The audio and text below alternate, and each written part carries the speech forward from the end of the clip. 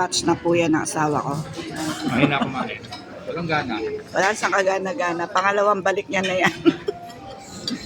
Ako, isang ano pa lang, start pa lang ako, wala. Hindi ko na makayang busin. Sister Che, ayan, nagtataho naman siya ngayon. Brother Bing, nagre-refill pa doon ng mga prutas. Yung mag-anak doon, ayun yung tatlo. Yung dalawang couple na to, nagsasalo rin dito, ayan. Ayan. Walang kumadayang itlog. Eto na si Bro Bing. Ayan, nag-refill siya. Egg naman siya ngayon. Kanina fruits. Hindi nila gagawin. Ha?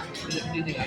Olive oil nag-record. Tapos guys, ano rito, isasawa ka hanggang gusto mo kumuha ng pagkain. May taho. Ayun. May mga gulay, may chicken. Mamaya papakita ko sa inyo yung mga pagkain nila dito. Ayan po. Hanggang 10 a.m. kami pwedeng kumain ng kumain hanggang gusto namin. Okay guys, kain muna ako, tapusin mo na yung pagkain ko.